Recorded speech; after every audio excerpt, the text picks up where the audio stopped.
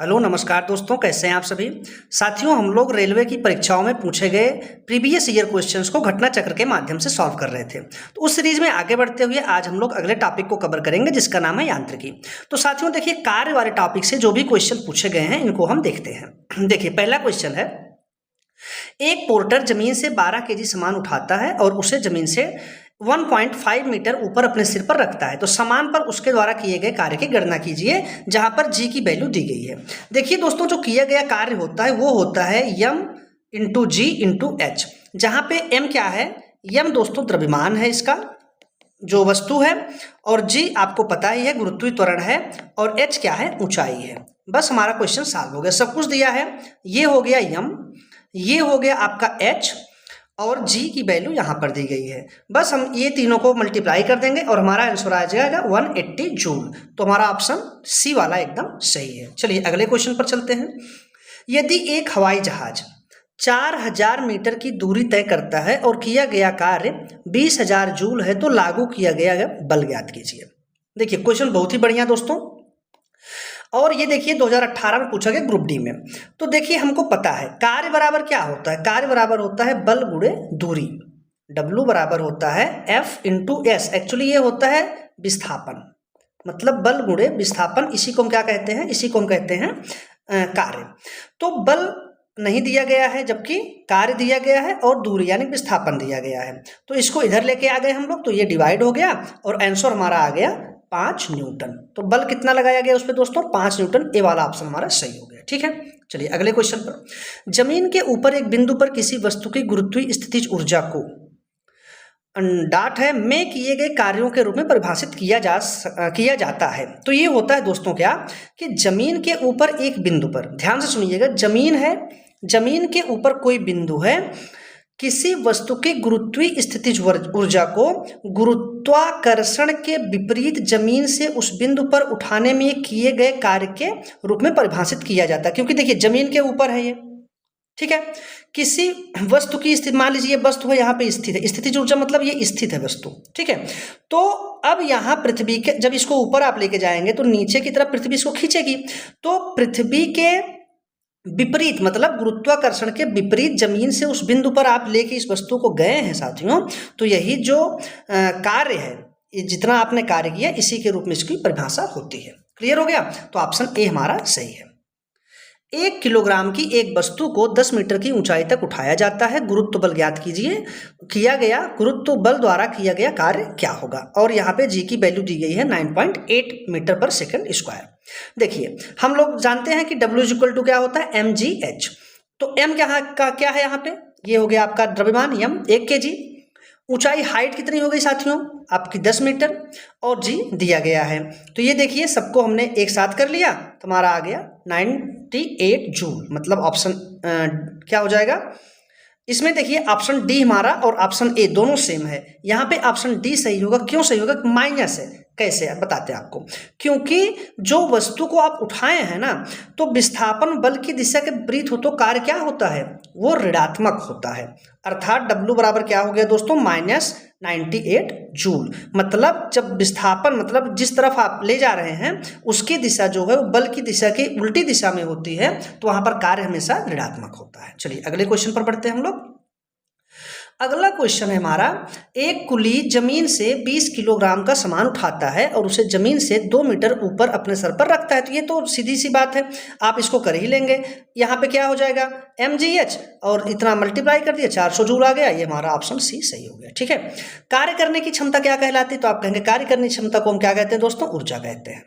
ठीक है, भौतिक में ऊर्जा वस्तुओं का एक गुण है जो कि अन्य वस्तुओं को स्थानांतरित की जा सकती है, या ऊर्जा को विभिन्न रूपों में स्थानांतरित किया जा सकता है, ये आप कह सकते हैं। मतलब ऊर्जा को एक रूप में दूसरे रूप में आप बदल सकते हैं।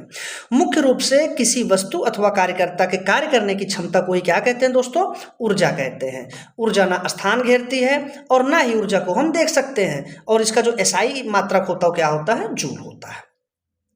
यदि कार्य का मान धनात्मक हो तो जिस निकाय पर कार्य हो रहा है, निकाय मतलब वस्तु, सिस्टम, यदि किसी कार्य का मान धनात्मक है तो निकाय पर काम अगर हो रहा है तो क्या होगा, उसकी ऊर्जा का ह्रास होगा, उसका मान 0 होगा, वह नियत रहेगा, उसकी ऊर्जा में वृद्धि होगी। ऑप्शन डी हमारा बिल्कुल सही है। ठीक है, चलिए, निम्नलिखित में से किसमें कोई कार्य नहीं किया जाता है? आप ऑप्शन देखिए। कपिल अपने कंधे पर 10 किलोग्राम भार लेकर खड़ा है।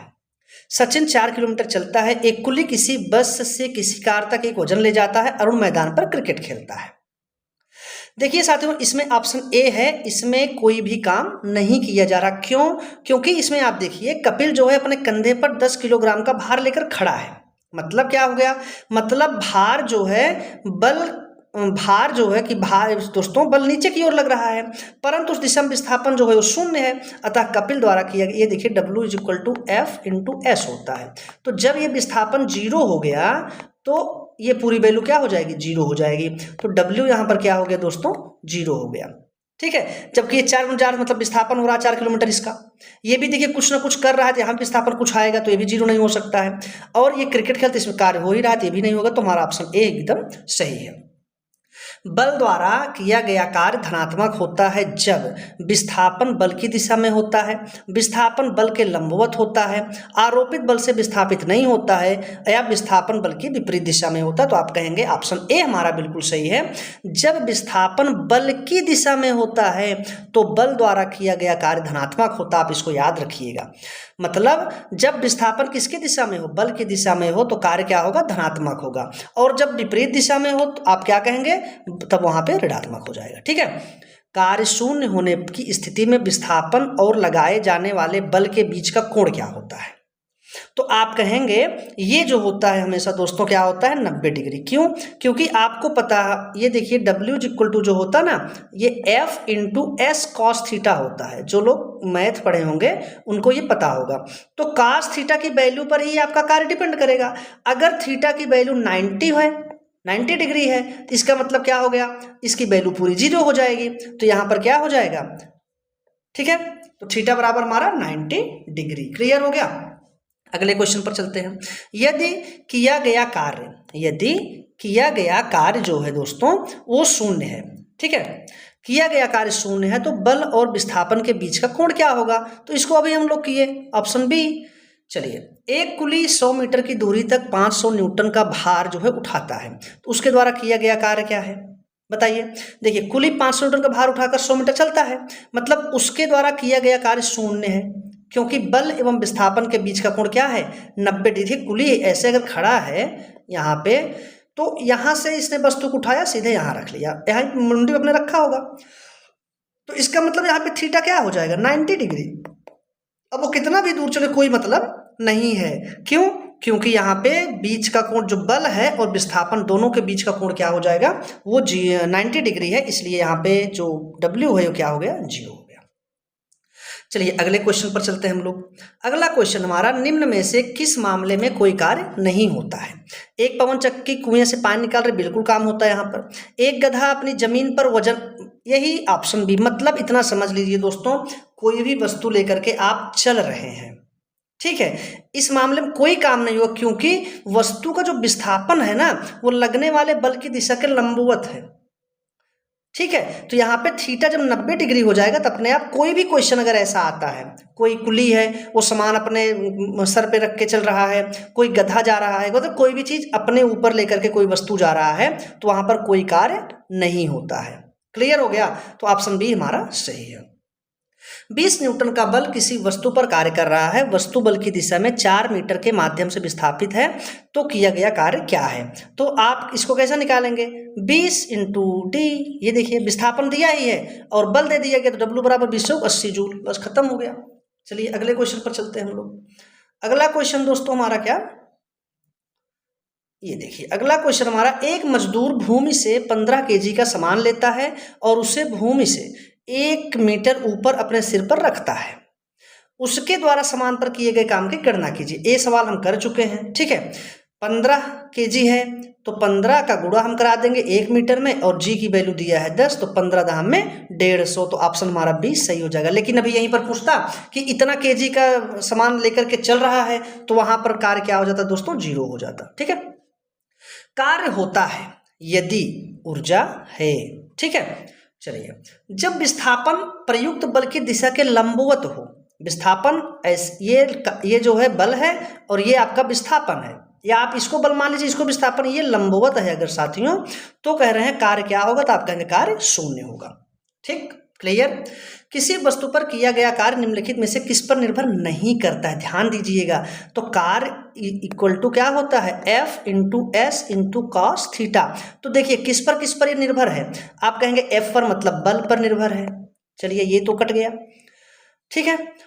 और यस क्या है, यस आप कहेंगे विस्थापन, तो ये विस्थापन पर भी निर्भर है। और थीटा क्या है, मतलब दिशा, मतलब कोण, तो कोण पर भी ये निर्भर है। लेकिन साथियों क्या है, द्रव्यमान पर निर्भर नहीं है। तो ऑप्शन बी हमारा सही हो जाएगा। समझ गए, किसी वस्तु पर किया गया कार्य वस्तु के द्रव्यमान पर निर्भर नहीं करता है। भौतिकी में कार्य का अर्थ निम्नवत है, बल लगाकर किसी वस्तु को बल की दिशा में विस्थापित करने की प्रक्रिया को कार्य कहते हैं। जैसे कोई एक वस्तु है, आप इस पर बल लगा रहे हैं, खूब ताकत लगा रहे हैं, और आप कहें कि मतलब मैं इस पर काम किया हूं, तो वो काम क्या माना जाएगा, जीरो माना जाएगा। क्यों, क्योंकि आपने विस्थापन ही नहीं किया। जैसे जब ये काम कब माना जाएगा, जब ये वस्तु बिंदु ए से बिंदु बी पर चली जाएगी, मतलब ये हट जाएगी अपनी जगह से, तभी काम माना जाएगा। बाकी आप कुछ भी मुंडी पटक लो, फट जाए, कोई कार्य नहीं माना जाएगा। तो बल क्या है, कार्य क्या है, बल लगाकर किसी वस्तु को बल की दिशा में विस्थापित करने की प्रक्रिया है। क्लियर हो गया। चलिए अगले क्वेश्चन पर बढ़ते हैं हम लोग। हाँ, निम्नलिखित में से कौन अधिक कार्य कर सकता है। देखिए, उठा हुआ हथौड़ा, मतलब हथौड़ा उठा हुआ वो काम कर सकता, या चली हुई गोली, या तेजी से आता हुआ पत्थर, एक घूमता हुआ पहिया। तो साथियों देखिए, एक चली हुई गोली जो है अधिक काम कर सकती। क्यों, देखिए जितने भी इसमें विकल्प हैं सब में क्या है, वेग का मान कम है, लेकिन चली गोली का वेग अधिक होने के कारण गतिज ऊर्जा का मान और उससे अधिक होगा, अतः कार्य भी अधिकतम होगा। ठीक है। चलिए, एक मजदूर 10 kg का सामान भूमि से उठाकर, ये देखिए क्वेश्चन हम लोग कई बार कर चुके हैं, तो इस टाइप के क्वेश्चन आप याद कर लीजिए, रट लीजिए। mgh 12 दहम में 120, तो 120 जूल हो गया हमारा आंसर सही। ठीक है। देखिए बल क्या करता है, बल गुणे विस्थापन को हम क्या कहते हैं, कार्य कहते हैं। क्लियर। किसी वस्तु द्वारा किया गया कार्य 56 जूल है और उस पर लगाया गया बल 7 न्यूटन। विस्थापन ज्ञात कीजिए। 56/60, 7 सीधे क्या कह देंगे 8 मीटर। विस्थापन कितना आया, 8 मीटर आया। ऑप्शन हमारा कौन सा हो जाएगा, सी सही हो जाएगा। 10 न्यूटन का बल किसी वस्तु पर कार्य कर रहा है। वस्तु बल की दिशा में, देखिए बल की दिशा में 5 मीटर विस्थापित होती है, तो किया गया कार्य क्या है, तो आप कहेंगे W बराबर क्या होता है, F गुणे एस। एफ कितना हो गया 10, एस कितना हो गया 5, 10 बचे 50 न्यूटन। खत्म हो गया क्वेश्चन। तो ऐसे क्वेश्चन आप एकदम प्रैक्टिस करते रहिए दोस्तों, 1 नंबर ये कंफर्म करा के जाते हैं। चलिए अगले क्वेश्चन पर, किसी वस्तु पर किया गया कार्य निर्भर करता है, किस पर निर्भर करता है, तो आप कहेंगे विस्थापन पर। बिल्कुल निर्भर करता है। बल और विस्थापन बीच के कोण पे आप कहेंगे बिल्कुल निर्भर करता है। ठीक है।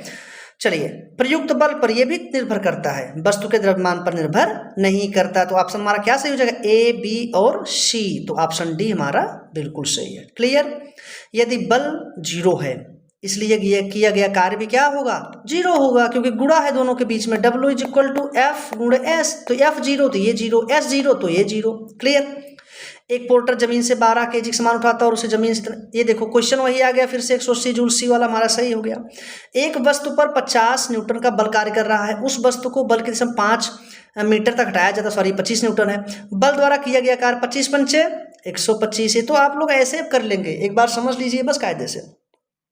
जब कोई आदमी दीवार को धक्का दे, ध्यान से अभी देखिए हम लोग किए हैं, जब कोई आदमी दीवार को धक्का दे लेकिन इसे विस्थापित करने में विफल रहे, तो यह क्या कहलाएगा, सकारात्मक कार्य, नकारात्मक कार्य, अधिक सकारात्मक, बिल्कुल कोई कार्य नहीं। चलिए इसका आंसर आप दीजिए। तो आप कहेंगे बिल्कुल कोई कार्य नहीं। अभी तो हम लोग इस पर डिस्कस किए, मतलब जब तक आप किसी वस्तु को उसकी जगह से हिला नहीं देते हैं बल की दिशा में, तब तक वो कार्य नहीं माना जाएगा। इसको रट लीजिए, दिमाग में बैठा लीजिए। यदि कोई व्यक्ति 12 न्यूटन के एक स्थिर बल से 4 मीटर चलता है, तो उसके द्वारा किया गया कार्य बस वही 12 चौके 48, बोलो जल्दी बोलो, 48 जूल हो गया। एक पिंड द्वारा किया गया कार्य निम्नलिखित में से किस पर निर्भर नहीं करता। वही बार बार क्वेश्चन रिपीट हो रहा है, देख लीजिए, अच्छे से समझ लीजिए। W बराबर क्या होता है, F into S into cos theta, मतलब बल पर करेगा, बल और विस्थापन के कोण पर करेगा, विस्थापन पे करेगा, लागू बल पे करेगा, लेकिन वस्तु के प्रारंभिक वेग पर बिल्कुल नहीं करेगा। तो ऑप्शन ए हमारा सही हो गया। चलिए, किसी वस्तु पर किया गया कार्य किस पर निर्भर नहीं, देखिए फिर से वही क्वेश्चन आ गया, तो आप कहेंगे यहाँ पर आरंभिक वेग पर नहीं करता है। ना होने पर किया गया कार्य शून्य होता। क्या नहीं होने पर, मतलब विस्थापन ना होने पर किया गया कार्य क्या होता है, शून्य होता है। ऑप्शन 20 में सही है। कार्य हुआ है ऐसा कहने के लिए 2 शर्तें पूरी होनी चाहिए, उनमें से एक है, क्या है, बल की आवश्यकता नहीं, बिल्कुल बल की आवश्यकता भैया। बल विस्थापित नहीं होनी चाहिए, बिल्कुल विस्थापित होनी चाहिए। ऊर्जा का अवशोषण या उत्सर्जन नहीं होना चाहिए। वस्तु की स्थिति में कोई बदलाव नहीं है। तो इसमें देखिए कौन सा ऑप्शन हमारा सही हो जाएगा, तो आप कहेंगे इसमें ऑप्शन बी हमारा, कार्य हुआ है ऐसा कहने के लिए 2 शर्तें पूरी होनी चाहिए, उनमें से एक क्या है, वस्तु का विस्थापन अवश्य होना चाहिए। देखिए ये रहा आपका वस्तु का विस्थापन अवश्य होना चाहिए। क्लियर हो गया। चलिए अगला क्वेश्चन हमारा, कार्य का गुणनफल है, किसका गुणनफल कार्य है, आप कहेंगे बल और वस्तु का बल की दिशा में विस्थापन। बल और वस्तु की दिशा में विस्थापन, कोई मतलब नहीं, आप इस तरफ बल लगा रहे हैं भैया, वस्तु तो यहाँ से यहाँ ही आएगी, मतलब बल के दिशा में विस्थापन होगा। तो बल और वस्तु का बल की दिशा में विस्थापन को हम क्या कहते हैं, कार्य का गुणा, मतलब कार्य कहते हैं। इन दोनों का गुणा करा दो तो कार्य मिल जाएगा। कार्य किस पर निर्भर नहीं करता, देखिए फिर से क्वेश्चन आ गया दोस्तों, तो आप कहेंगे ये संवेग पर निर्भर नहीं करता। यदि किसी वस्तु पर लागू एक स्थिर बल बल की दिशा में वस्तु द्वारा स्थानांतरित बल और दूरी के परिमाण के रूप में दर्शाया जाता है तो इसे क्या कहा जाता है, तो आप कहेंगे सीधे सीधे इसको कार्य कहा जाता है। ऑप्शन बी सही है। चलिए उम्मीद है आपको समझ में आ रहा होगा। किसी पिंड पर कार्य तभी किया जाता है जब क्या होता है, यह एक यांत्रिक प्रभाव के माध्यम से ऊर्जा वृद्धि का अनुभव करता है। ये देखिए किसी पिंड पर कार्य तभी किया जाता है जब वह पिंड एक यांत्रिक प्रभाव के माध्यम से ऊर्जा में वृद्धि का अनुभव करता है, नहीं तो वो कार्य नहीं किया जाता है। ठीक है। लागू किए गए बल और विस्थापन की दिशा के बीच कोण 90 डिग्री है तो किया गया कार्य क्या होगा, बताने की जरूरत ही नहीं है, अब तो शून्य होगा। काश 90 डिग्री पर वैल्यू होती है 0, तो 90 डिग्री जहां भी आ जाए वहां आप क्या मार देंगे, तुरंत शून्य, बस खत्म, लंबवत आ जाए, परपेंडिकुलर। ठीक है। अगले क्वेश्चन पर हम बढ़ते हैं। जब बल और विस्थापन के बीच का कोण 90 हो तो किया गया कार्य दोस्तों शून्य।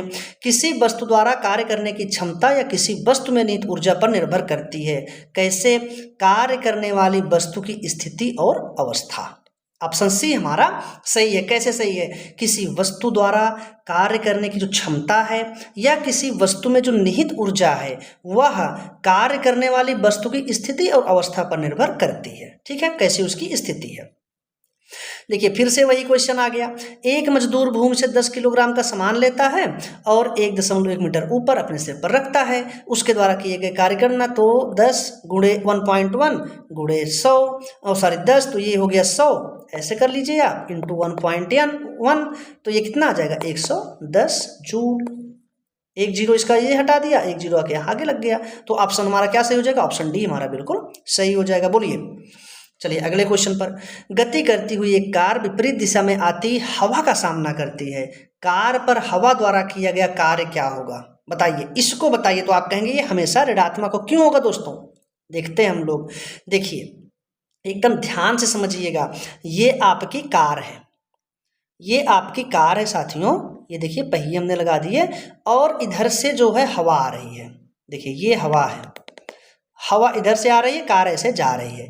अब देखेंगे आप लोग दोनों के बीच, मतलब बल किस तरफ, कार किस तरफ बल लगाएगी, तो आप कहेंगे इस तरफ बल लगा रही है। जबकि हवा का क्या है, तो आप कहेंगे हवा भी ऐसे ही आ रही है, विस्थापन भी हो रहा है ऐसे या इस तरीके से।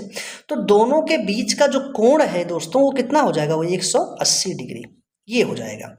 तो का W बराबर F इंटू विस्थापन इंटू कास 180, और कास 180 का मान जो होता है वो निगेटिव होता है। ठीक है, तो इसलिए जो हमेशा ये क्या हो जाएगा, इस कार्य जो होगा दोस्तों क्या होगा, ऋणात्मक होगा। ठीक है। चलिए अगले क्वेश्चन पर बढ़ते हैं। एक लड़की जिसका वजन 200 न्यूटन है, एक 2 मीटर ऊंचे वृक्ष पर चढ़ती है। यदि जी इतना है तो वृक्ष पर चढ़ने के बाद लड़की द्वारा किया गया कार्य क्या है। तो आप तो इसको आराम से कर देंगे, कुछ नहीं करना इसमें क्या सही हो जाएगा, तो इसमें आप कहेंगे 400 जूल, ऑप्शन बी हमारा बिल्कुल सही है। देखिए ये भी वैसे ही क्वेश्चन आ गया। देखिए कोई कार्य 500 न्यूटन की बल के साथ 15 किलोमीटर की दूरी यात्रा तय करते किए गए कार्य गणना क्या कीजिए, लेकिन ध्यान दीजिएगा यहाँ पर ऐसे आप सीधे गुणा नहीं कर सकते कि आप 7500 लिख दें, ये गलत हो जाएगा।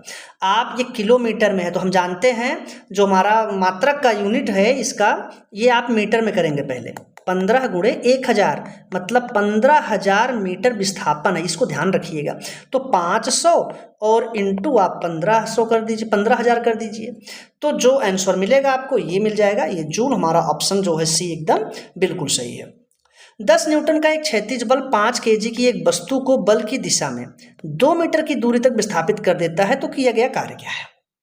देखिए इसको ध्यान से सॉल्व करिएगा। यहाँ पर F क्या है तो आप कहेंगे 10 न्यूटन है। उसके बाद बल क्या है, क्षैतिज बल M क्या है तो आप M कहेंगे कितना है, 5 केजी है। और दूरी S कितनी है तो आप कहेंगे S क्या है, 2 मीटर। अब देखिए आप लोग एक बात हमको बताइए, यहाँ पर इसका कोई मतलब है दोस्तों, क्योंकि ये कार्य की बात कर रहा है और हम पढ़ चुके हैं जो हमारा कार्य होता है वो द्रव्यमान पर निर्भर नहीं करता, तो इसका कोई मतलब, ये केवल आपको कंफ्यूज करने के लिए दिया है। हम सीधे क्या करेंगे, W बराबर कितना बल लगा है और कितना विस्थापन हुआ है, बस बल लगा है 10, विस्थापन हुआ है 2, मतलब कार्य कितना हो गया 20 जूल, खत्म। इसका कोई मतलब नहीं था, तो इसको आप कंफ्यूज नहीं होइएगा। चलिए अगले क्वेश्चन पर चलते हैं। जब बल की दिशा में 10 मीटर की दूरी पर 10 न्यूटन के बल के तहत एक वस्तु स्थानांतरित होती है तो कार्य करने की मात्रा क्या होगी, बताइए। तो आप कहेंगे 10 मीटर विस्थापन, 10 न्यूटन ये बल, 10 दाम में 100 जूल, ऑप्शन सी हमारा सही हो गया।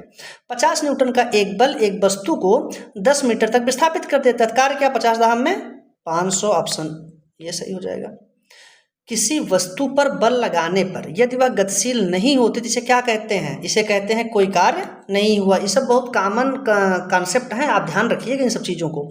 चलिए, यदि वस्तु का विस्थापन 0 हो तो बल द्वारा वस्तु पर किया गया कार्य क्या है, तो आप कहेंगे 0 भैया, कोई कार्य नहीं है, विस्थापन ही नहीं हुआ, उसको हटाया ही नहीं आपने। विस्थापन तो समझते हैं ना, हिला देना, एक जगह दूसरी जगह पहुंचा देना, समझ लीजिए एक तरीके से सामान्य भाषा में। तो उसको जब आपने हिलाया ही नहीं, कुछ वो गया ही नहीं है, विस्थापन 0 है, तो कार्य भी क्या होगा, 0 है। निम्न में से क्या कार्य का एक गुण नहीं है, तो आप कहेंगे कार्य की दिशा होती है, ये गुण नहीं है। कार्य किए जाने के लिए एक वस्तु पर बल लगा, ये तो गुण है। कार्य का केवल परिमाण होता है, बिल्कुल, दिशा नहीं होती इसमें। कार्य के होने के लिए वस्तु का विस्थापन होना आवश्यक है, बिल्कुल है। तो ये तीनों भैया इसके गुण हैं, गुण याद रखिएगा। कार्य की दिशा होती है, ये गलत है। कार्य एक ऐसा है, एक अदिश राशि है, सदिश नहीं है, ठीक है। एक बस 4000 न्यूटन के स्थिर बल से चलती है, बस द्वारा किया गया कार्य 2000 जूल है, तो बस द्वारा तय की गई दूरी क्या है दोस्तों, तो आप कहेंगे कि कार्य बराबर यानी 2000 बराबर हो गया कितने के, ये देखिए F कितना है, 4000 है, और विस्थापन आपको निकालना है, तो यस बराबर क्या आ जाएगा, 2000 अपान 4000, ये तो कट गया 1.2 यानी कि 0.5 मीटर। कौन सा ऑप्शन सही हो जाएगा, ऑप्शन डी हमारा सही हो जाएगा। यदि एक मॉल में कोई व्यक्ति 50 न्यूटन के बल से ट्रॉली को खींचता है जिससे ट्रॉली 30 मीटर विस्थापित होती, बस खत्म। क्या करेंगे आप, ये दोनों का गुणा कराएंगे, 1500 जूल। देखिए बहुत नॉर्मल क्वेश्चन आएंगे, एक बार आप कॉन्सेप्ट क्लियर कर लेंगे, कुछ नहीं है इसमें। चलिए अगले क्वेश्चन पर चलते हैं।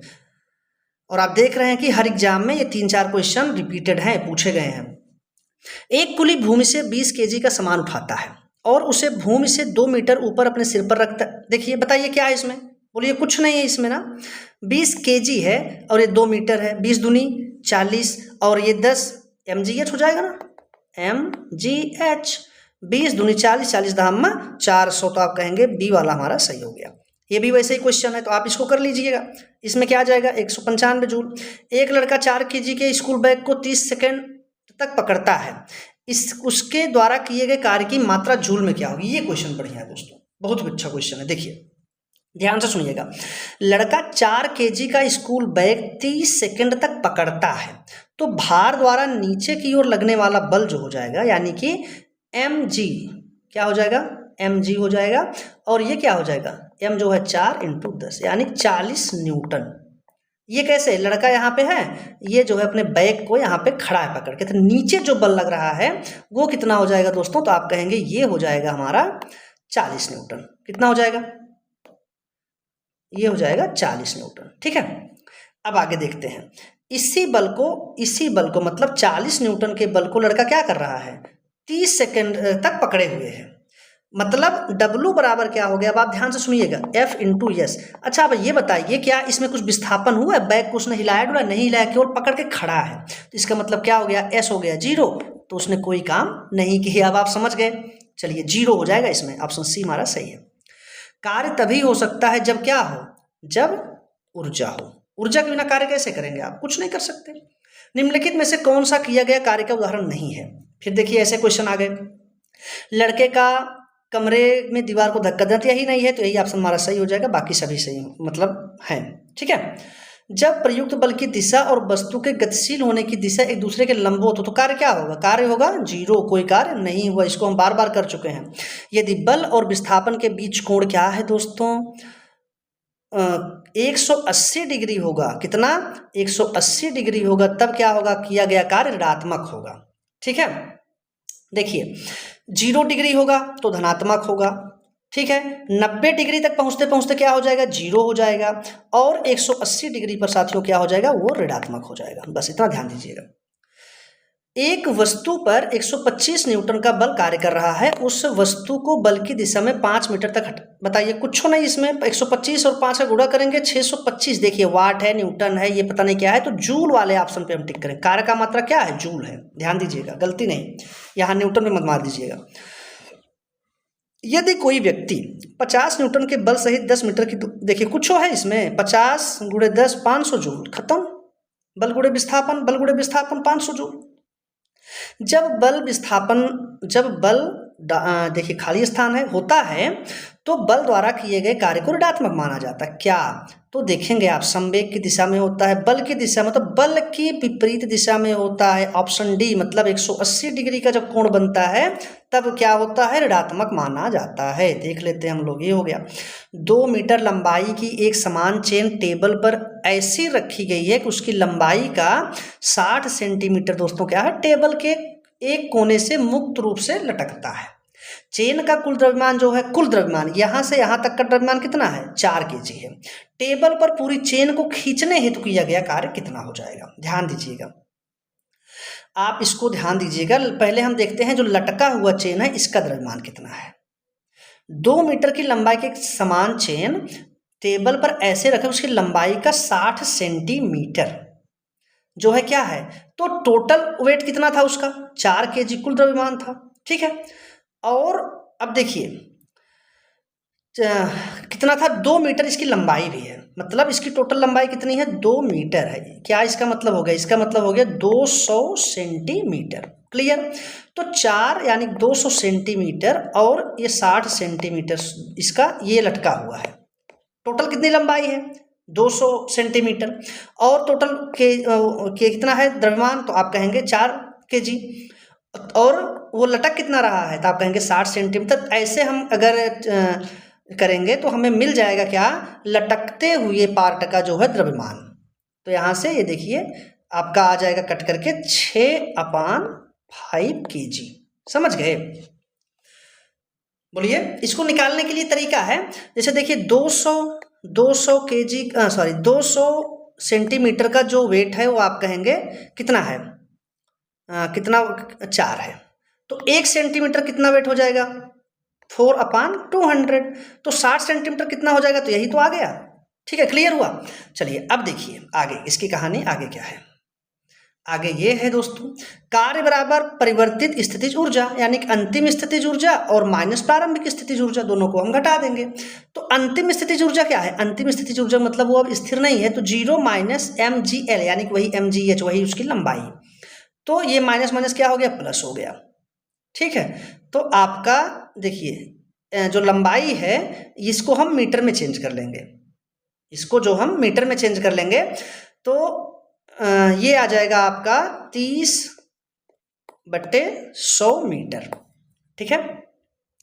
तो अब देखिए m की वैल्यू ये हो गई, g की वैल्यू ये है, और ये आपकी लंबाई हो गई, तो आपका W = आ जाएगा 3.6 जूल। बोलिए, इसको आप लोग एक बार फिर से सॉल्व कर लीजिएगा। पहले क्या करिएगा, पहले 1 सेंटीमीटर का आप वेट निकालिएगा, और 1 सेंटीमीटर का वेट निकाल करके आप जो लटक रहा है यानी 60 सेंटीमीटर का वेट निकाल लीजिएगा, और इसके बाद ये निकाल करके ये देखिए इसमें पूरी वैल्यू को रख दीजिएगा, आंसर मिल जाएगा।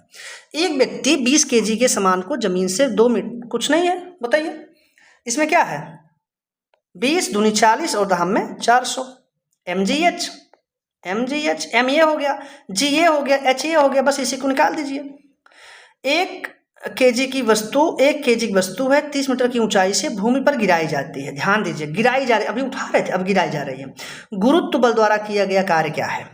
मान लीजिए कि g की वैल्यू इतनी है, तो बताइए आप लोग जरा इसको, तो इसमें कुछ है नहीं है। mgh मतलब 1 × 10 × h कितनी थी 30 मीटर, 30 दाम में 300 जूल आ गया। ऑप्शन बी हमारा सही हो गया। 800 kg की एक कार द्वारा, हाँ ये क्वेश्चन देखिए बढ़िया है, 5 मीटर पर सेकंड से 10 मीटर पर सेकंड वेग बढ़ाने में किया गया कार्य है। तो कुछ नहीं है दोस्तों, कार्य क्या होगा, गतिज ऊर्जा में परिवर्तन।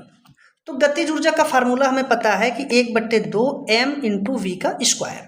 तो पहले बार ये इसको हम v1 मान लेते हैं, इसको v2 मान लेते हैं, ठीक है। तो v1 - v2 क्या हो जाएगा, दोनों का स्क्वायर करेंगे यानी कि 10 का स्क्वायर और -5 का स्क्वायर। तो ये हो जाएगा, देखिए 10 दहम 100 -5 बचा में 25 यानी 75 आ गया, यही मिल गया। अब आ गया 1/2 इंटू m कितना है 800 और mg की वैल्यू कितनी दी गई है, g की वैल्यू नहीं है, m 1/2 mv स्क्वायर, v कितना है 75 का स्क्वायर, 75 आई स्क्वायर तो खत्म कर दिया हमने, 75 आ गया।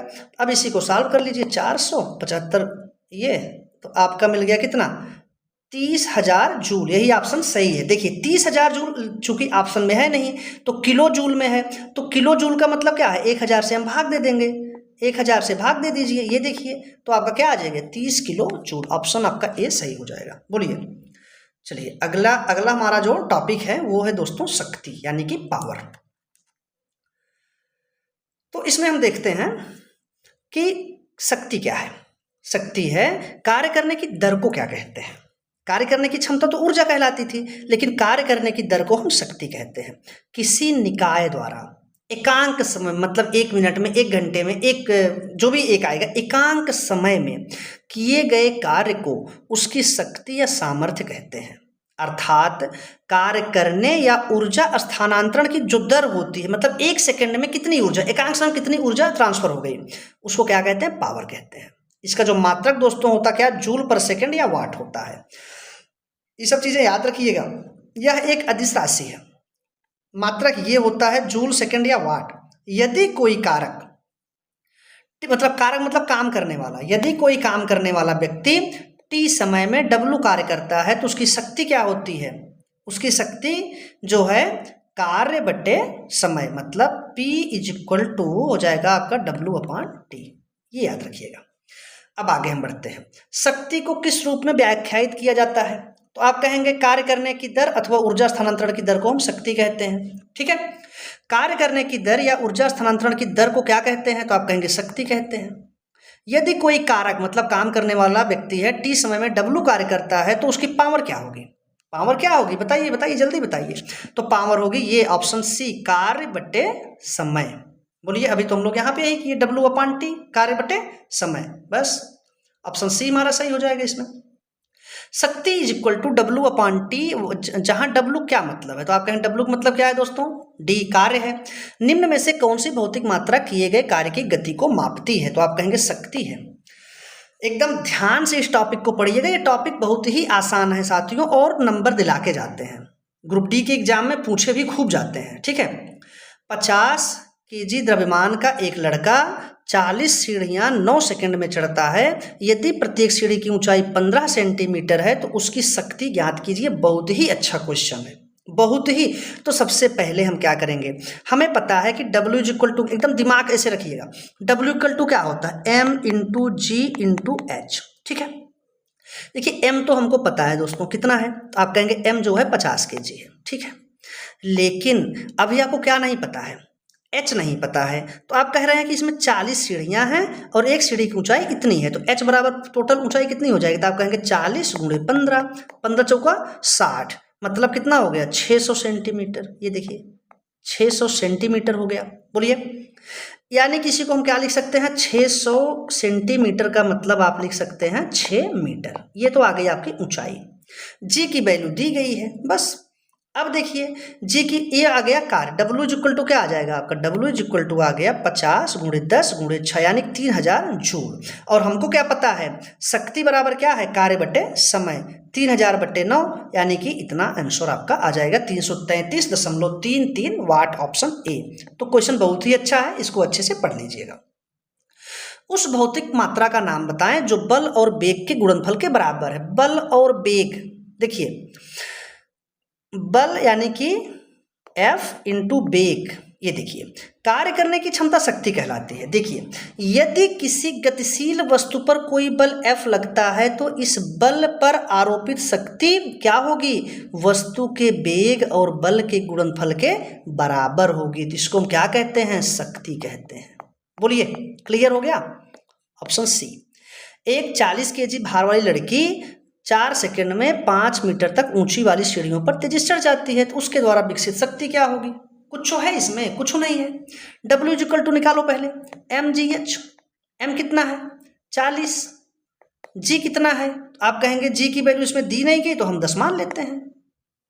h कितना हो जाएगा, h जो है 5 मीटर है, तो 40 400 और 5 × 5 कर लीजिए 20 यानी 2000 जूल हो गया। ठीक है, अब विकसित शक्ति क्या हो जाएगी साथियों, शक्ति बराबर क्या हो जाएगा, कार्य मतलब 2000 बटे समय, समय कितना लिया इसने 4 सेकंड, 4 पंचे 20, 500, तो आप कहेंगे 500 वाट। ऑप्शन ए हमारा बिल्कुल सही हो गया। चलिए अगले क्वेश्चन पर बढ़ते हैं। ये देखिए इसको सॉल्व कर लीजिए ऐसे। 50 kg द्रव्यमान का एक लड़का 45 सीढ़ियाँ, ऐसे सेम क्वेश्चन है तो इसको आप कर लेंगे। ठीक है, ऑप्शन सी हमारा सही होगा। इसको आप करिएगा, खुद से करिएगा। औसत शक्ति निम्न में से किसके बराबर होती है, तो आप कहेंगे इसमें ऑप्शन डी सही है, कुल प्रयुक्त ऊर्जा बटे कुल समय, यही तो औसत शक्ति होगी। ठीक है, बहुत अच्छी बात है। आगे बढ़ते हैं। 50 kg के भार का एक लड़का 40 सीढ़ियाँ 10 सेकंड में चढ़ता है, प्रत्येक की ऊंचाई इतनी दे दिया है, तो ऑप्शन सी हमारा 300 वाट। इसको आप करिएगा, खुद से करिए, देखिए सेम क्वेश्चन वही है। ठीक है, 50 kg भार का एक लड़का 45 चरणों की सीढ़ियां 9 सेकंड में चढ़ जाता है, यदि प्रत्येक चरण की ऊंचाई 15 सेंटीमीटर है तो शक्ति का पता लगाएं। इसको भी आप कर लेंगे। बोलिए इसमें कुछ है, कुछ नहीं बचा है। यदि 40 न्यूटन भार वाली कोई लड़की 160 वाट की शक्ति से 20 सेकंड तक रस्सी पर चढ़ती है तो वह कितनी ऊंचाई तक, ये देखिए क्वेश्चन बढ़िया है, इसको हम देखते हैं। देखिए शक्ति बराबर क्या होती है, कार्य बटे समय, और कार्य बराबर mgh, m कितना है उसका 40 है, बोलिए m 40 है, g कितना हो गया 40 न्यूटन दिया गया है, और इसमें g कितना हम लोग 10 मान लेते हैं, h का पता नहीं, h हमको निकालना है, अपान mgh अपान t कितना दिया गया, तो आप कहेंगे 20 सेकंड। ये देखिए t कितना दिया है दोस्तों, तो आप कहेंगे 20 सेकंड है। तो अब इसको सॉल्व कर लीजिए, इसको गुणा कराइए और इसको भाग करेंगे तो क्या मिल जाएगा, h इज इक्वल टू हमको आ जाएगा 8 मीटर। ठीक है, आगे बढ़ते हैं हम लोग। 50 kg द्रव्यमान का एक लड़का, सेम क्वेश्चन है तो आप इसको भी करिएगा, ऑप्शन डी हमारा सही है। ठीक है, चलिए 50 kg द्रव्यमान का एक लड़का है 10 सेकंड में 43 सीढ़ियां चढ़ता है, सेम क्वेश्चन है, इसको भी आप कर लेंगे। ठीक है, कोई दिक्कत नहीं होनी चाहिए यहाँ तक आपको। तो साथियों अब अगला टॉपिक पे हम लोग चलते हैं। अगला टॉपिक हमारा क्या है, ये सारे क्वेश्चन ऐसे ही हैं, आप इन सबको अच्छे से करिएगा, अच्छे से इन सभी क्वेश्चनों को आप सॉल्व कीजिएगा। अगला टॉपिक हमारा हो जाएगा ऊर्जा। ठीक है, ऊर्जा एनर्जी। चलिए इसको हम लोग सॉल्व करते हैं। ऊर्जा संरक्षण के सिद्धांत के संबंध में कौन सा कथन सही है, तो आप कहेंगे कि ऊर्जा को ना तो निर्माण किया जाता है और ना ही इसे नष्ट किया जाता है। दोस्तों यही एकदम सही है। अगला क्वेश्चन है, ऊर्जा ना तो उत्पन्न की जा सकती है ना नष्ट की जा सकती है, लेकिन इसे एक रूप से दूसरे रूप में परिवर्तित किया जा सकता है, इसे क्या कहते हैं, तो आप कहेंगे इसे ऊर्जा संरक्षण का नियम कहते हैं। द्रव्यमान संरक्षण का नहीं, ऊर्जा संरक्षण, क्योंकि ऊर्जा की बात हो रही है यहाँ पर। चलिए, यदि वायु प्रतिरोध को नगण्य माने, मतलब वायु का कुछ प्रतिरोध ना हो, तो मुक्त रूप से गिरते हुए पिंड की स्थितिज ऊर्जा और गतिज ऊर्जा का योग क्या होगा, तो आप कहेंगे दोनों के योग कोई परिवर्तन नहीं होगा, वो क्या हो जाएगा, वो स्थिर रहेगा।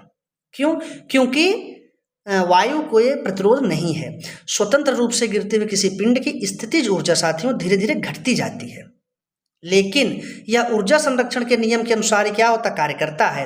क्योंकि जब वस्तु स्वतंत्र रूप से नीचे गिरती है तो उसकी स्थितिज ऊर्जा का रूपांतरण किस में हो जाएगा, गतिज ऊर्जा में हो जाता है। किसी भी बिंदु पर गतिज ऊर्जा तथा स्थितिज ऊर्जा का योग हमेशा क्या होता है, समान होता है। समझ गए, मतलब अगर स्थितिज ऊर्जा आपकी घटेगी तो गतिज ऊर्जा क्या होगी, बढ़ेगी। और अगर किसी भी पॉइंट पे आप दोनों को जोड़ेंगे तो जैसे यहाँ पे 5 आएगा तो यहाँ पे जोड़ेंगे तो यहाँ भी 5 आएगा। हो सकता है यहाँ पे ये 2 हो, ये 3 हो, यहाँ पे क्या हो जाएगा, ये 3 हो जाए, ये 2 जाए, हमेशा लेकिन कितना आएगा, समान ही आएगा। क्लियर हो गया। जब आप एक रबर बैंड खींचते हैं तो हस्तांतरित ऊर्जा किसके रूप में परिवर्तित, आप कहेंगे स्थितिज ऊर्जा। किसी वस्तु को उसकी विशेष अवस्था या स्थिति के कारण कार्य करने की क्षमता को क्या कहते हैं, स्थितिज ऊर्जा कहते हैं। जैसे बांध में इकट्ठे पानी की ऊर्जा क्या है, स्थितिज ऊर्जा है। तनी हुई स्प्रिंग में ऊर्जा क्या है, स्थितिज ऊर्जा है। स्थितिज ऊर्जा का एसआई मात्रक जूल, इसका भी ऊर्जा का मात्रक वही, चाहे गतिज चाहे स्थितिज हो। अतः जब हम एक रबर बैंड खींचते हैं तो रबर बैंड की खींची हुई स्थिति के कारण उसमें जो ऊर्जा होती है स्थितिज ऊर्जा के रूप में संग्रहित। ध्यान दीजिएगा, ऐसा नहीं कि तन दिए तो उसमें गतिज ऊर्जा, नहीं, वो स्थितिज ऊर्जा ही रहती है। ठीक है। किसके कणों की गतिज ऊर्जा अधिकतम होगी, देखिए द्रव की या ठोस की या प्लाज्मा की या गैस की, आप कहेंगे गैस की गतिज ऊर्जा, क्योंकि गतिज ऊर्जा फार्मूला क्या है दोस्तों, आप कहेंगे 1/2 mv²। बोलिए, तो भी जिसका ज्यादा होगा उसकी गतिज ऊर्जा ज्यादा होगी, या फिर m ज्यादा हो तो गतिज, तो भी तो गैस की सबसे ज्यादा होती है, तो इसलिए इसकी गतिज ऊर्जा सर्वाधिक होती है। कणों में गतिज ऊर्जा अधिकतम होती है। फिर से वही क्वेश्चन आ गया, गैस मार देंगे। एक घर में एक माह में 900 × 10⁶ जूल ऊर्जा खपत हुई, इकाई में यह ऊर्जा कितनी है। चलिए, बहुत ही बढ़िया क्वेश्चन है। देखिए, 1 यूनिट बराबर 1 किलोवाट आवर, या इसी को हम लोग पढ़े थे पिछली कक्षा में 3.6 × 10⁶ जूल। तो आप देखिए तीन दोनों का डिवाइड कर देंगे तो हमें यूनिट मिल जाएगा, बस खत्म हो गया, इसमें कुछ नहीं है। जब एक संपीड़ित स्प्रिंग को छोड़ा जाता है तो यह अपनी स्थितिज ऊर्जा को किस में बदलता है, तो आप कहेंगे गतिज ऊर्जा में बदलता है। ठीक है। देखिए, जब संपीड़ित स्प्रिंग को छोड़ा जाता है तो यह अपनी स्थितिज ऊर्जा गतिज ऊर्जा में परिवर्तित कर देता है। सामान्यतः ऊर्जा 2 प्रकार की होती है, ये पूरा समझाया गया। गतिज ऊर्जा होती है, गतिज ऊर्जा क्यों होती है, उन वस्तु की गति के कारण होती है, जिसका फार्मूला ये होता है दोस्तों। स्थितिज ऊर्जा क्यों होती है, वो भी उनकी विशेष अवस्था या स्थिति के कारण होती है स्थितिज ऊर्जा। ठीक है। पिंड की यांत्रिक ऊर्जा पिंड की गतिज और स्थितिज ऊर्जा के बराबर होती है। ठीक है। अगला क्वेश्चन हमारा, एक वस्तु की स्थितिज ऊर्जा में इसकी ऊंचाई के साथ वृद्धि होती है। स्थितिज ऊर्जा जो है ऊंचाई के साथ बढ़ती जाती है। ठीक है। निम्न में से कौन सी ऊर्जा किसी वस्तु की ऊंचाई के साथ बदलती है, तो आप कहेंगे स्थितिज ऊर्जा बदलती है। किसी वस्तु द्वारा अपनी स्थिति या आकार लेने की वजह से लगने वाली ऊर्जा क्या कहते हैं। देखिए, स्थिति या आकार की वजह से ऊर्जा जो होगी वो स्थितिज ऊर्जा होगी, गति के कारण जो ऊर्जा होगी वो क्या होगी, गतिज ऊर्जा होगी। चलिए अगले क्वेश्चन पर, बांध में संग्रहित पानी में कौन सी ऊर्जा होती है, तो अभी हम लोग पढ़े, ध्यान दीजिएगा। बांध में जो पानी है वो स्थित है ना, तो स्थितिज ऊर्जा होगी बस। एक कार उच्च गति से, किस प्रकार की ऊर्जा, तो आप कहेंगे सीधे सीधे गतिज ऊर्जा है। कार चल रही है, कार खड़ी होती तो स्थितिज ऊर्जा हो जाती। चलिए, निम्नलिखित में से कौन सी ऊर्जा सदैव धनात्मक होती है, दोस्तों ध्यान दीजिएगा। जो आपकी गतिज ऊर्जा वो हमेशा धनात्मक होती, क्यों, आप जल्दी बताइए। देखिए, 1/2 mv² होता है, तो यहाँ पे यम भी, द्रव्यमान तो किसी का ऋणात्मक होता नहीं है और वेलोसिटी भी किसी की ऋणात्मक होती नहीं है, तो इसका मतलब गतिज ऊर्जा हमेशा धनात्मक होता है। ऊर्जा की इकाई क्या है, तो आप कहेंगे व्यावसायिक, मतलब जो आपके घरों में वो नहीं आता मीटर बिजली का, तो उसके रूप में व्यावसायिक वही होता है। व्यावसायिक इकाई क्या है, तो आप कहेंगे किलोवाट घंटा। ठीक है। बाकी जूल क्या है, ये तो एसआई वाला है ना, ये एसआई मात्रक है। और इसका अगर आप सीजीएस की बात करें, कैलोरी हो जाएगा। यह एक अदिश राशि है। ठीक है। चलिए, एक 8 ग्राम भार वाली लोहे की गेंद है, 3 ग्राम भार वाली एल्युमिनियम की गेंद और 20 मीटर की ऊंचाई से गिराई जाती है।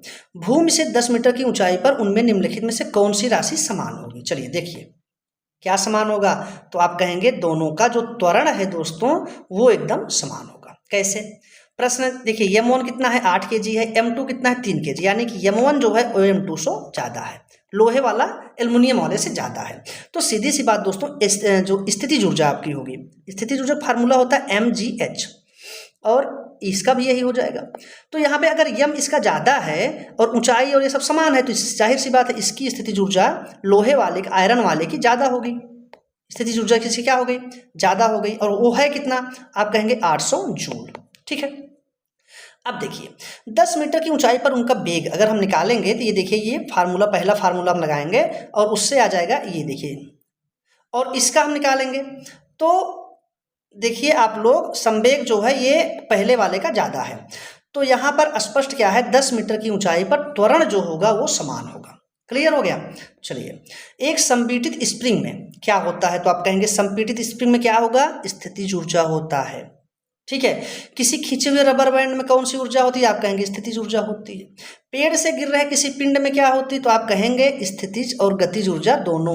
पहाड़ से जैसे गिर रहा है तो पहले तो स्थितिज ऊर्जा रहेगी शुरू में, जब गिरना शुरू कर गतिज ऊर्जा बढ़ती जाएगी, तो दोनों होगी, गतिज ऊर्जा और स्थितिज ऊर्जा दोनों होती है। ठीक है।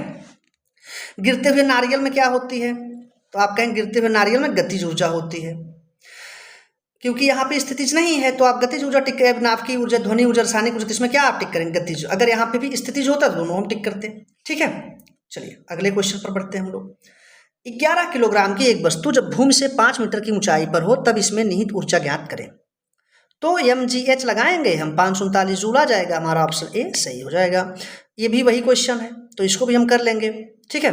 चलिए अगले क्वेश्चन पर हम पढ़ते हैं।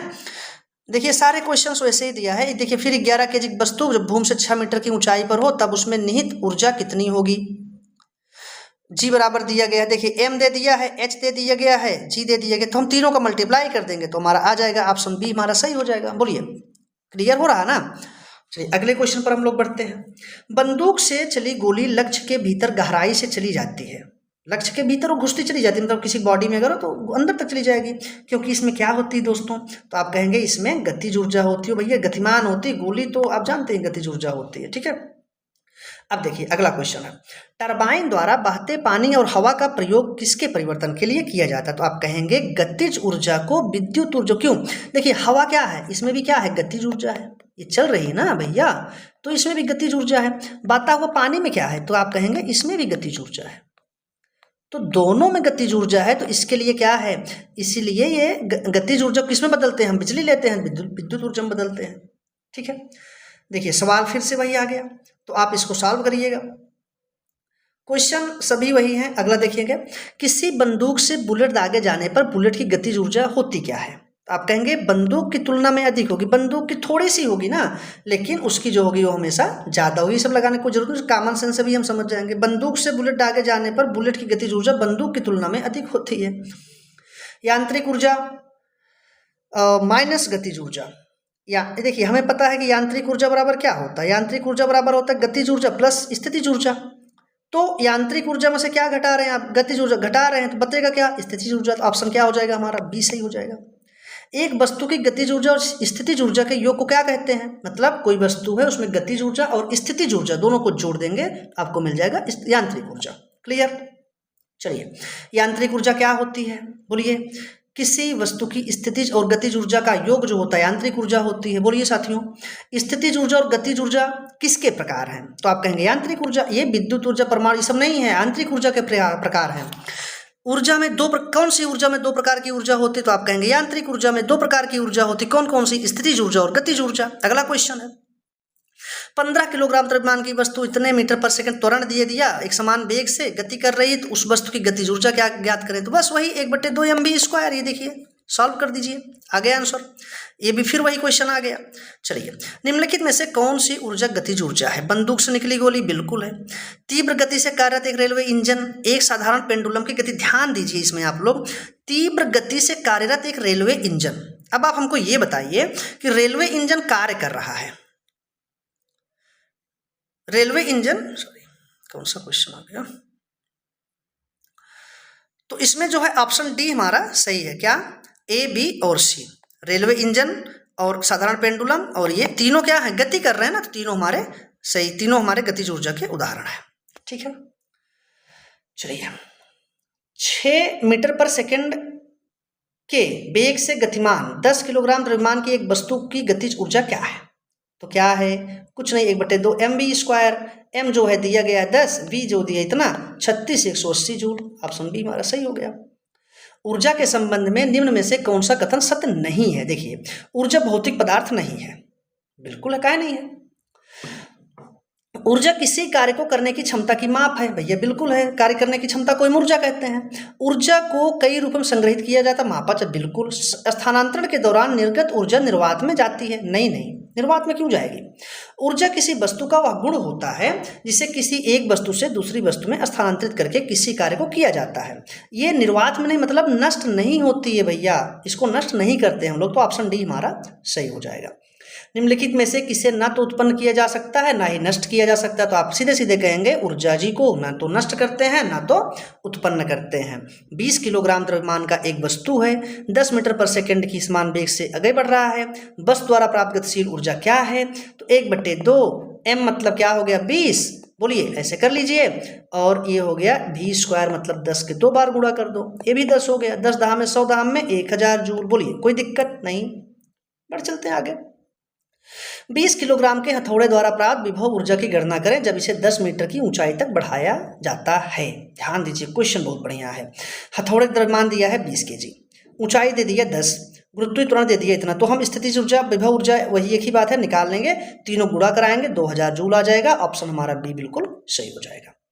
13 किलोग्राम द्रव्यमान की एक वस्तु इतने वेग समान वेग से आगे बढ़ रही, देखिए वही क्वेश्चन आ गया, कुछ नहीं इसमें सॉल्व करिए आप लोग, ये भी वही है। तो ये देखिए ये क्वेश्चन ठीक है। अगला क्वेश्चन है गुरुत्वाकर्षी स्थितिज ऊर्जा का सूत्र क्या है? स्थितिज ऊर्जा का सूत्र क्या है साथियों? तो ये है m × g × h। ठीक है, चलिए आगे। गतिज ऊर्जा के बारे में कौन सा गलत है? स्थिर अवस्था के दौरान वस्तु में निहित गतिज ऊर्जा को गतिज ऊर्जा कहते हैं। भैया यही तो गलत है, ये तो स्थितिज ऊर्जा परिभाषा है, गतिज ऊर्जा की नहीं है। ये तो किसकी परिभाषा है? ये तो स्थितिज ऊर्जा की परिभाषा है। ठीक है, बाकी सभी सही है। वस्तु का द्रव्यमान पूछ, देखिए ये यहाँ पे ऊर्जा दे दिया और यहाँ पे वेग दे दिया, तो क्या पूछ लिया आपसे पूछ लिया वस्तु का द्रव्यमान। तो हमें क्या पता है 1/2 mv² बराबर गतिज ऊर्जा, तो 1/2 m कितना हो गया? m तो नहीं दिया गया, m × v² आप करेंगे तो 4 चौके 16 हो गया, सीधे सीधे बराबर 120। क्या हो गया दोस्तों? अब देखिए ये क्या हो गया, m = क्या हो जाएगा? 120 × 2/16। बोलिए, देखिए ये काट दो 8, अब ये कटेगा नहीं कि 15 8 120, तो आप कहेंगे 15, देखिए यहाँ पे 15 न्यूटन भी 15 kg भी, क्या सही करेंगे 15 kg, क्यों? क्योंकि वो द्रव्यमान की बात कर रहा है। यहाँ भी वही क्वेश्चन है, तो इसको भी आप सॉल्व करिएगा। देखिए ये क्वेश्चन क्या है, पृथ्वी की ओर मुक्त रूप से गिरने वाले पिंड की कुल ऊर्जा में क्या परिवर्तन होता है? तो आप कहेंगे इसमें कोई परिवर्तन नहीं होता भैया, कोई परिवर्तन नहीं होता है। एक 10 kg की वस्तु गतिमान है। देखिए इस टाइप के क्वेश्चन आप बार बार कीजिए, कई बार, जैसे द्रव्यमान दे दिया, वेग दे दिया, उसकी गतिज ऊर्जा भी निकाल लीजिए, उसकी स्थितिज ऊर्जा भी निकाल लीजिए। तो गतिज ऊर्जा क्या हो जाएगी? m g h, इस तरीके से। स्थितिज ऊर्जा क्या हो जाएगी? सॉरी, गतिज ऊर्जा 1/2 mv², बस m ये दिया है, v² कर लो, आपका 125 जूल आ जाएगा, आंसर आपका सही हो जाएगा। ये क्वेश्चन देखो बढ़िया है। धरती से टकराने से तुरंत पहले यदि 2 किलोग्राम द्रव्यमान की वस्तु की गतिज ऊर्जा 400 जूल है, इसे किस ऊंचाई से गिराया गया था? ऊंचाई h पूछा है। देखिए आ गया क्वेश्चन ना, तो mgh बराबर क्या आ गया? mgh बराबर आ गया आपका 400। m कितना हो गया? m हो गया 2, g कितना हो गया? g हो गया 10, h पूछा है बराबर 400, तो h बराबर क्या हो जाएगा? 400/20, तो ये कट गया, ये आ गया कितना आपका 20 मीटर। तो h कितना आ गया दोस्तों? 20 मीटर। ठीक है, चलिए निम्नलिखित में से किसमें स्थितिज ऊर्जा होती है? तो आप कहेंगे बांध के पानी में क्या होती है? स्थितिज ऊर्जा। ये गतिज ऊर्जा का उदाहरण है, ये भी गतिज ऊर्जा का, ये भी गतिज ऊर्जा का। बांध के पानी में स्थितिज ऊर्जा होती है। निम्नलिखित में से कौन सी वस्तुओं में स्थितिज ऊर्जा होगी? बस बहने वाली हवा, एक लुढ़कता हुआ पत्थर, चलती गोली, उठाया हुआ हथौड़ा, सॉरी हथौड़ा नहीं, उठाए हुए हथौड़े में क्या होगा? ये स्थितिज ऊर्जा होगी। क्यों? क्योंकि वो चल नहीं रहा, केवल उठाया हुआ उसको। ठीक है, यदि 10 kg भार की बाइसाइकिल इतने मीटर गति से चल रही, तो वही है, गतिज ऊर्जा निकाल लीजिएगा, ये भी वही सवाल है। निम्नलिखित में से किसमें गतिज ऊर्जा नहीं होती है? गतिज ऊर्जा नहीं होती है, देख लीजिए, लुढ़कते हुए पत्थर होती है, ये देखिए उठा हुआ हथौड़ा, इसमें जो है गतिज ऊर्जा नहीं होती है। इनमें से किस वस्तु के पास गतिज ऊर्जा? फिर से वही क्वेश्चन आ गया। देखिए कितना इंपॉर्टेंट क्वेश्चन है, कितना इंपॉर्टेंट क्वेश्चन है, बार बार पूछा गया है आपसे। ठीक है, तो अगले क्वेश्चन पर हम लोग चलते हैं साथियों। अगला क्वेश्चन हमारा क्या है, एक मिनट,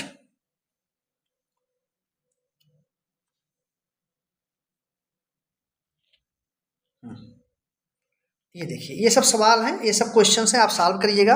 किसी वस्तु की मुक्त रूप से गिरावट के दौरान किसकी वृद्धि होती है? आप कहेंगे गतिज ऊर्जा। देखिए, वस्तु यहाँ से गिरेगी जब, पहले धीरे धीरे, फिर जब और मतलब धरती के पास आने के लिए कितना तेज इसमें बढ़ता जाएगा ना, तो गतिज ऊर्जा में वृद्धि होती है। ठीक है। किसी निश्चित ऊंचाई पर गतिमान किसी वस्तु के वेग को 4 गुना बढ़ा दिया जाए तो उस वस्तु की स्थितिज ऊर्जा में क्या परिवर्तन होगा? बहुत ही इंपॉर्टेंट है, ये हम देखते हैं अच्छे से। देखिए, स्थितिज ऊर्जा नियत रहेगी, ध्यान दीजिएगा। स्थितिज ऊर्जा क्या होगी? नियत रहेगी। प्रत्येक वस्तु में उसकी स्थिति के कारण जो ऊर्जा विद्यमान होती है उसे स्थितिज ऊर्जा कहते हैं। प्रश्न के अनुसार किसी निश्चित ऊंचाई पर गतिमान किसी वस्तु के वेग को 4 गुना बढ़ाने में उसकी गतिज ऊर्जा में परिवर्तन। देखिए, आप यही ध्यान दीजिएगा, स्थितिज ऊर्जा दोस्तों फार्मूला क्या है? mgh। इसमें कहीं वेग वेलोसिटी आ रहा है, तो इसमें कहीं वेग जब नहीं है तो वेग आप चाहे 0 कर दो, चाहे बढ़ा दो, चाहे घटा दो, कोई फर्क नहीं पड़ेगा, क्योंकि स्थितिज ऊर्जा किस पर डिपेंड करती है? द्रव्यमान पर, गुरुत्वीय त्वरण पर और ऊंचाई पर। ऊंचाई बढ़ेगा तो स्थितिज ऊर्जा बढ़ेगी, द्रव्यमान बढ़ेगा तो स्थितिज ऊर्जा बढ़ेगी। क्लियर हो गया? लेकिन गतिज ऊर्जा में फर्क पड़ेगा। क्यों? देखिए, ये mv², तो अगर इसको 2 गुना करेंगे ना तो 2 दूनी 4 यानी 4 गुना बढ़ जाएगा। इस तरीके से गतिज ऊर्जा बढ़ेगी, ध्यान दीजिए इसको। साइकिल चलाते समय ऊर्जा का किस प्रकार स्थानांतरण होता है? तो आप कहेंगे रासायनिक ऊर्जा पेशीय ऊर्जा में और फिर गतिज ऊर्जा में रूपांतरित हो जाती है। क्लियर? एक संपीड़ित स्प्रिंग में समान स्प्रिंग की तुलना में अधिक ऊर्जा होती है। एक संपीड़ित स्प्रिंग में समान स्प्रिंग की तुलना में अधिक ऊर्जा होती है। समझ गए? चलिए, किसी वस्तु को एक निश्चित ऊंचाई से भूमि पर गिराया जाता है। यह जब यह भूमि को छूती है, ध्यान दीजिएगा, तो इसमें होगी क्या होगी? तो आप कहेंगे गतिज ऊर्जा होगी। ठीक। किसी वस्तु पर लगने वाले सामर्थ्य को क्या कहते हैं? तो आप कहेंगे ऊर्जा कहते हैं। फिर से सवाल आ गए, तो सवाल आप लोग करिएगा। सवाल में कुछ नहीं है, एक बार इसको सारे क्वेश्चंस को आप लोग ध्यान से देखिएगा। इसके पीडीएफ के लिए दोस्तों टेलीग्राम का लिंक है, उस पर ज्वाइन हो जाइएगा। ठीक है। चलिए, बारिश के दौरान ऊर्जा का किस प्रकार का परिवर्तन होता है? तो आप कहेंगे स्थितिज ऊर्जा जो होती है गतिज ऊर्जा में कैसे? ये बादल हैं आपके, ऐसे बादल हैं, यहाँ पे बूंदे हैं, ये बूंदे अभी तो किस में है? अभी स्थितिज ऊर्जा में है। जैसे नीचे गिरेगी तो क्या हो जाएगी? गतिज ऊर्जा हो जाएगी। तो स्थितिज ऊर्जा गतिज ऊर्जा में परिवर्तित हो जाती है। ठीक है, आगे बढ़ते हैं। अगला है हमारा, निम्नलिखित में से कौन ऊंचाई के साथ बढ़ता या घटता है? देखिए, गतिज ऊर्जा फार्मूला क्या हो गया? 1/2 mv²। स्थितिज ऊर्जा दोस्तों फार्मूला क्या हो गया? तो आप कहेंगे mgh। मतलब देखिए, ऊंचाई मतलब ऊंचाई किस में है? तो ऊंचाई स्थितिज ऊर्जा में है। ये बढ़ेगा तो ये भी बढ़ेगा, तो आप ऑप्शन सी को सही कर देंगे। बस सवाल है, इसको आप करिएगा। स्थितिज ऊर्जा किसके बराबर होती है? तो आप कहेंगे mgh के बराबर होती है। ये सारे क्वेश्चंस हैं, क्वेश्चंस को आप सॉल्व करिएगा दोस्तों बढ़िया से। देखिए, सभी हैं, ये सभी क्वेश्चंस हैं, इनको आप सॉल्व करते रहिएगा। अगला क्वेश्चन हमारा, देखिए ये क्वेश्चन बढ़िया है। निम्नलिखित में से कौन से स्थितिज ऊर्जा के उदाहरण है? घर की छत पर रखी एक ईंट, बिल्कुल है, ये भी है। एक घड़ी की स्प्रिंग जब घूमती है। संपीड़ित स्प्रिंग, ये भी है। जल आपूर्ति प्रणाली के तहत ऊंचे जलाशय में संग्रहित पानी, मतलब आपका ABCD चारों जो हैं स्थितिज ऊर्जा के उदाहरण है। कार्य करने में सक्षम वस्तु में क्या होता है? तो आप कहेंगे ऊर्जा होती है। एक हाइड्रोइलेक्ट्रिक पावर स्टेशन पर बहने वाला पानी टरबाइन घुमा सकता है, क्योंकि इसमें क्या होती है? तो आप कहेंगे इसमें गतिज ऊर्जा होती है, तभी तो टरबाइन घुमा सकता है वो। निम्नलिखित में कौन सा कथन गलत है? संपीड़ित स्प्रिंग में स्थितिज ऊर्जा होती है, तो सही है। उठाए गए हथौड़े में भी क्या होती है? स्थितिज ऊर्जा होती है, भी सही है। बांध के जल में स्थितिज ऊर्जा होती है, ये गलत है दोस्तों, बल्कि बांध के जल में क्या होती है? तो आप कहेंगे बांध के जल में स्थितिज ऊर्जा होती है, स्थितिज ऊर्जा होती है। ठीक है। देखिए, द्रव्यमान दिया गया है, वेलोसिटी दी गई है, गतिज ऊर्जा निकालनी है। 6 36, 36 गुणे आप 20 कर दीजिए, 36 दूनी 72। देखिए 20 kg है, 6 1/2 mv², तो अपान 2 भी तो है, 10 यानी 360 जूल। ऑप्शन हमारा क्या हो जाएगा? सही, बी वाला सही हो जाएगा। तो इस तरीके से इसको सॉल्व, इसलिए मैं इसको सॉल्व नहीं करवा रहा हूँ, सारे क्वेश्चन एक जैसे ही हैं साथियों। ठीक है, तो चलिए आगे बढ़ते। ये देखिए क्वेश्चन, दिए गए चित्र में ऊर्जा के संबंध में क्या अनुमान लगाया जा सकता है? दोनों वाहनों में गुरुत्वीय स्थितिज ऊर्जा है। कैसे गुरुत्वीय स्थितिज ऊर्जा कैसे है? तो चल रहा है, हो सकता है चल रहा है। उच्च ऊर्जा का उपयोग कर 2 वाहन तेजी से आगे बढ़ रहे हैं। दोनों वाहन स्थितिज यांत्रिक ऊर्जा को पेशीय ऊर्जा में परिवर्तित कर रहे हैं। दोनों वाहन में गतिज ऊर्जा, ये अनुमान हम 100% लगा सकते हैं, इसलिए हमारा डी वाला ऑप्शन सही हो जाएगा। किसी निश्चित ऊंचाई पर उठे हुए पानी में कौन सी ऊर्जा होती है? तो आप कहेंगे स्थितिज ऊर्जा होती है। ठीक है, क्या कौन सी ऊर्जा? तो आप कहेंगे स्थितिज ऊर्जा साथियों। चलिए, यदि कोई लड़का गैस से भरा गुब्बारा छोड़ता है जो ऊपर जाता है तो स्थितिज ऊर्जा होगी। क्या होगी स्थितिज ऊर्जा? देखिए, गुब्बारा छोड़ता है और क्या होता है? ऊपर जा रहा है, मतलब ऊंचाई बढ़ रही है। स्थितिज ऊर्जा क्या होगी साथियों? बढ़ेगी। ऐसे ही आप याद रखिएगा, बस बहुत आसान है, फिजिक्स तो बहुत ही आसान है और आप 100% सब क्वेश्चन कर लेंगे। ठीक है, अगला क्वेश्चन देखिए, यदि साइकिल की गति दुगनी हो जाए तो गतिज ऊर्जा क्या होगी? अभी हम लोग किए ना, देखिए ऐसे साइकिल की गति को आप दुगना करो तो पहले जो थी इसकी 1/2 mv²। अभी तो इतनी है, लेकिन इसी को आप दुगुना कर देंगे तो 1/2 हो जाएगा mv, मतलब 2v² हो जाएगा, ये 4v, मतलब यहाँ पे आ जाएगा 4। ठीक है, तो 4 गुना हो जाएगी। अगर साथियों देखिए, मैं आपको एक अच्छी बात बता रहा हूँ, अगर मान लीजिए आपको नहीं आ रहा, आपके पास समय है, वैसे समय तो नहीं मिलता, लेकिन समय तो आप यहाँ b की वैल्यू रख के देख लीजिएगा, तो 4 गुना 6 गुना 10 गुना जो भी आए उसी को आप लगा दीजिएगा। ठीक है, चलिए, 30 किलो द्रव्यमान की एक वस्तु को, यही देखिए क्वेश्चन आ गया, 15 जूल इसमें सही हो जाएगा, ऑप्शन बी सब यही है। ठीक है, चलिए, ये सभी क्वेश्चन ही हैं दोस्तों, आप इनको करिएगा और अच्छे से करिएगा। ये देखिए क्वेश्चन अच्छा है, निम्नलिखित में से कौन सी ऊर्जा गति के साथ बढ़ती है? तो आप कहेंगे गतिज ऊर्जा जो है गति के साथ बढ़ती है। ठीक है, निम्नलिखित में क्या समान है? ये देखिए क्वेश्चन, एक तीव्र गति से आता कंकड़ किसी व्यक्ति को चोट पहुंचा सकता है या खिड़की का कांच तोड़ सकता है। सही है। किसी गतिशील वाहन की ऊर्जा, तेजी से चलती हवा कई घरों में घुसकर पहुंचा सकती है। हवा पवन चक्की की फलकों को चला सकती है। गतिज ऊर्जा, अतिशीघ्र गति, गुरुत्व, तो इसमें क्या समान? इसमें आप कहेंगे गतिज ऊर्जा। इन सब में क्या है साथियों? इन सब में गतिज ऊर्जा है। ठीक है, चलिए, 3 मीटर द्रव्यमान की एक वस्तु है, 3 मीटर नहीं, सॉरी, ये केजी होना चाहिएगा। द्रव्यमान एक वस्तु को भू स्तर से h ऊंचाई तक उठाया गया, वस्तु की स्थितिज ऊर्जा ज्ञात कीजिए। तो आप कहेंगे mgh, स्थितिज ऊर्जा यही होती है। तो m जो है आपका दिया गया है, h जो है h तो ऑलरेडी है, तो आप कहेंगे 3mgh, ऑप्शन हमारा यही सही हो जाएगा। ठीक है, 3mgh, द्रव्यमान उसका 3m दिया ही था, ध्यान दीजिएगा, वो मीटर नहीं था, द्रव्यमान 3m था उसका। ठीक है, तो यहाँ पे m इसका मतलब 3m kg है, ये ध्यान दीजिएगा, ये मीटर नहीं था। यदि एक वस्तु से गोली चलाई जाती है और बंदूक पीछे की ओर आती है, बंदूक की गतिज ऊर्जा क्या होगी? तो आप कहेंगे गोली से हमेशा कम होगी। चलिए, ये क्वेश्चन सब आप सॉल्व करिएगा।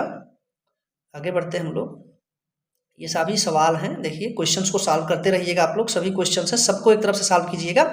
सही विकल्प से रिक्त स्थान की पूर्ति करें। एक वस्तु को लंबवत ऊपर की ओर फेंका जाता है, उसके ऊपर उठने के दौरान स्थितिज ऊर्जा और गतिज ऊर्जा क्या होगी? देखिए, स्थितिज ऊर्जा आप जानते हैं ऊंचाई बढ़ने के साथ बढ़ती है साथियों, और गतिज ऊर्जा क्या होगी? वो घट, ऐसा नॉर्मल कॉमन से सोचिए, जैसे जैसे ऊपर जाएगा उसका स्पीड क्या होगा? वो कम होता जाएगा, गतिज ऊर्जा घटती जाती है। तो ऑप्शन सी हमारा सही हो जाएगा। चलिए, किसी वस्तु के मुक्त रूप से गिरने के दौरान निम्नलिखित में से कौन सी ऊर्जा इसके रास्ते में अधिक एक बिंदु पर बढ़ जाती है? आप कहेंगे गतिज ऊर्जा। वो गिर रही है ना, चूंकि वो गिर रही है, अगर वो मतलब ऊपर उठती है दोस्तों ना, तो उसमें स्थितिज ऊर्जा बढ़ती। अगर ऊपर उठती है तो स्थितिज ऊर्जा, क्योंकि हाइट मैक्सिमम पे स्थितिज ऊर्जा मैक्सिमम होती, लेकिन गतिज ऊर्जा नीचे आएगी तो उसकी वेलोसिटी बढ़ेगी, यहाँ कहीं वेलोसिटी खूब मैक्सिमम होगी, तो ये गतिज ऊर्जा अधिकतम होगी। ठीक है, किसी वस्तु से बुलेट दागे जाने पर बुलेट की गतिज ऊर्जा क्या होती है? तो आप कहेंगे बंदूक की तुलना से हमेशा अधिक होती है। ठीक है, ये सारे क्वेश्चन है साथियों। चलिए, तो यहाँ तक आज हम लोग कर लिए हैं, अगली क्लास में हम लोग द्रव्यमान से शुरू करेंगे। उम्मीद है आपको क्लास अच्छी लगी होगी साथियों। अगर अच्छी लगी और ऐसे ही क्लास के लिए आप चैनल को सब्सक्राइब कीजिएगा, और इसके PDF के लिए आपको एक लिंक मिलेगा, वहाँ पे क्लिक करके आप टेलीग्राम ग्रुप से जुड़िएगा, वहाँ पे इसका PDF आपको मिल जाएगा। धन्यवाद दोस्तों, जय हिंद, वंदे मातरम।